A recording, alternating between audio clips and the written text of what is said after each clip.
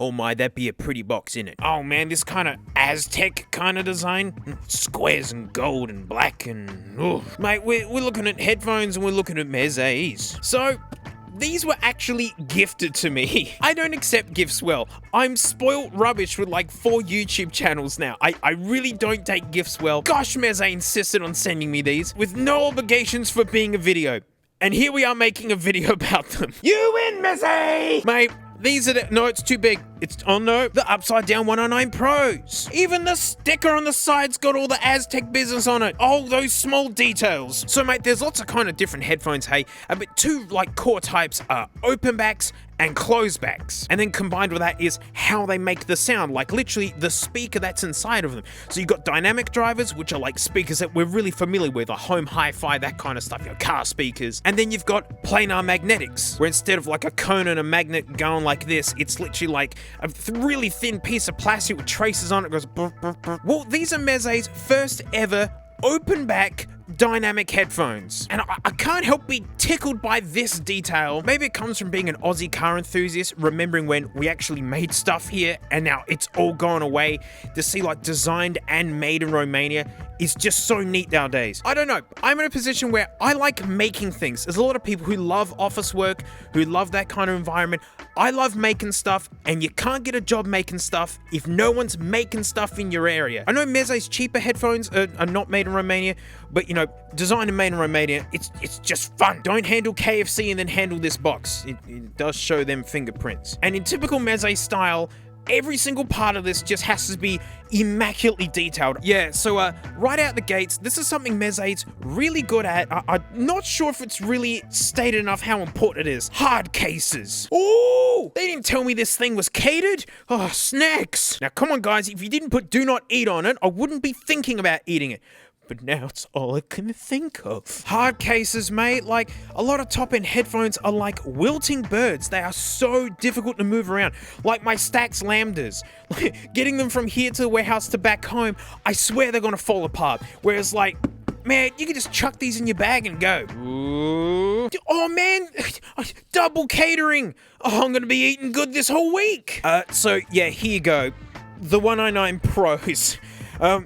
They're drop-dead gorgeous. Oh my goodness, these are just so good looking. Headphones don't have to look this beautiful, you know, but like whenever I cover Meze's, you know, a lot of people write and go, oh man, he's only just liking them because they look so stinking beautiful and things. You know, you don't need to spend this much money to get good sound. It's like, no, you don't. Like a set of 5.8X's and like a BTR5 dingus dongus thing, you're in like the top 10% of audio listeners, mate. But I mean, given my background is in jazz drums and like working with instruments and things, mate, back when I was a music teacher, no kidding, a new piece of equipment for a student could be the thing that makes them obsess about their instrument and just practice all the time. And sometimes when you get something this gorgeous and you just want to hold it and interact it and play with it, it could be the thing getting you listening to a lot of music. And like, just straight out, mate, listening to a lot of music is actually a really, really healthy thing to do. Look at these ear cups. Like, if you think these look comfortable, get out of town as soon as they go on your head.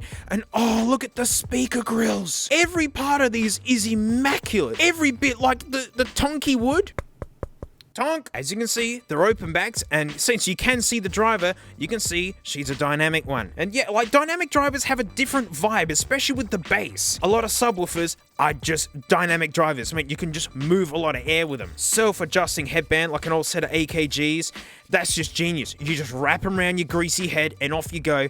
And everything's held down with fasteners, and apparently you should be able to just tear these apart down to their core and replace any bit of them. So, you know, repairability in mind, mate, Meze, I'm a big fan. All right, big fan. Apple, stop it. Catch up. Meze, big fan. Apple, no. I mean, it's not all you get. We got this dingus bag of cable bits. Yeah. This cable's okay. It's a little bit stiff. A little bit how's your dad? I mean, she's just the standard kind, and you know, you get your big dingusinator for your big dingus things. I mean, crazy length on these, huh? But Meze has such sweeties, and they did send me the giant 4-point something balanced output one, you know, which I do like. I love these kind of cables, and just having a quick squiz at the booklet with just that awesome Aztec stuff. I mean, I know like all the hardcore audiophiles just rolling their eyes like, mate, you're getting done hook, line, and sinker with just like the pretty graphics, and you bet I am! I did looks good!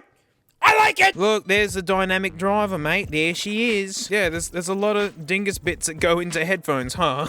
Looks like this guy needs a shave. Beryllium coated cellulose carbon fiber composite. This is all really, really expensive junk. And yeah, all of the noise comes out of this one diaphragm. So for the big notes, it does big movements. And no kidding, it does the high notes in between.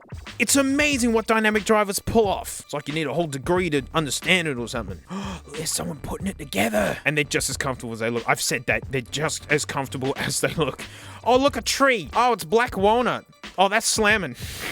Love that. Take it apart and put back together. I mean, I did test that with their cheaper 99s, you know?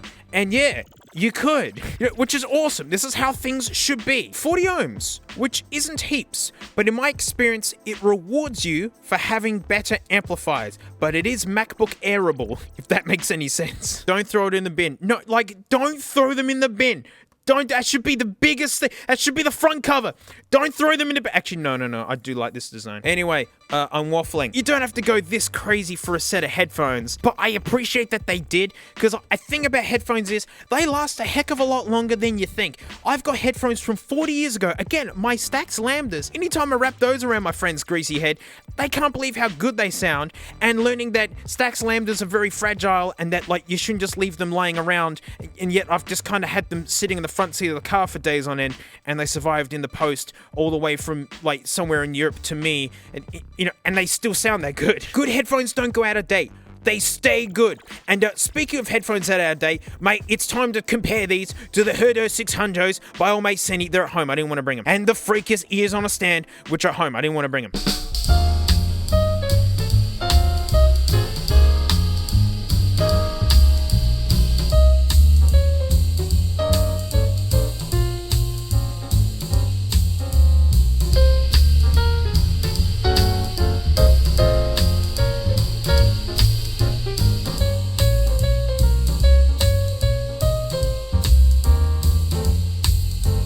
These be smooth sounding.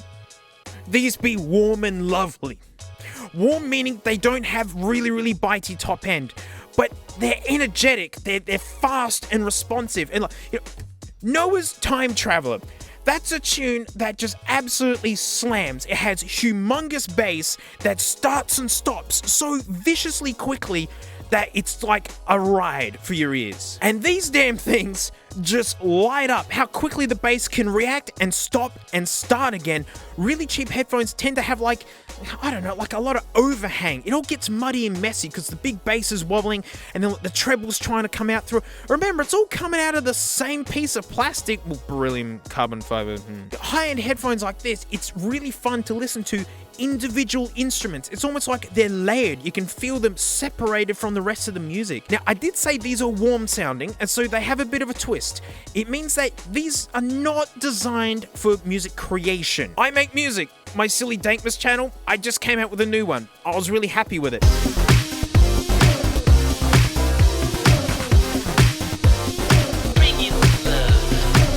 I wouldn't mix them with these, and the reason is, you know, because these are warm, so they've got that, you know, a bit of extra bass, you know, they're like not quite as bitey in the top, you know, so it's safe to say that these are colored, but they're colored in a way that people just are gonna absolutely love. It's not like an absolute one-to-one replication of the music, but it's in a way that people are just gonna straight up really, really enjoy. You wouldn't want to mix music with extra bassy headphones, because what happens is your music ends up being not bassy when you mix it, because while you're listening to it, oh man, this is cranking heaps of bass, and then you bounce it out and hand it to your friend who may not have ultra bassy headphones, it's gonna sound really thin. So a lot of reference headphones, which are designed for music creation, it's why they're called reference headphones, a lot of people tend to not like those as much because it's telling you what it is. And so as someone who likes to create music, you know, I tend to use my K812s. You know, I'm talking like these are like overly bassy and no, that's not the case at all. But I mean, it's just a little tidbit to put in, you know, as to like the whole scope of headphones and how crazy they can be. These are the ones that you get home from a hard day at work, you put these on and you just disappear, you drift off. I stinking love these. And all the fellow reviewers agree. And even at like $700, they're annoyingly good value. Yes, you heard me. They're annoyingly good value. Mate, in the headphone world, you can spend like $10,000 on a set of Abysses. Headphones costing over $1,000? Very common.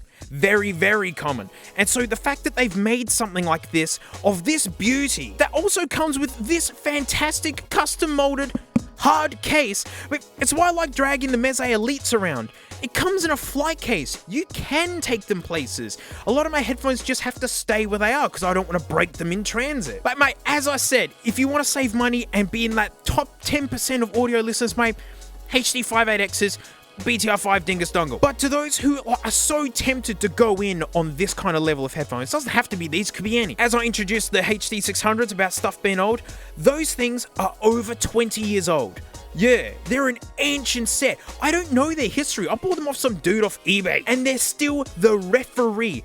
Good headphones last. They hang out. If you like the sound of them, there's every chance you're gonna like the sound of them 40 years later. It's a hard sell telling people to go get a set of headphones like this with inflation where it is, and people can't even afford groceries and stuff. But I know people who've been saving up to treat themselves with something, and if you're a music lover, I dig them.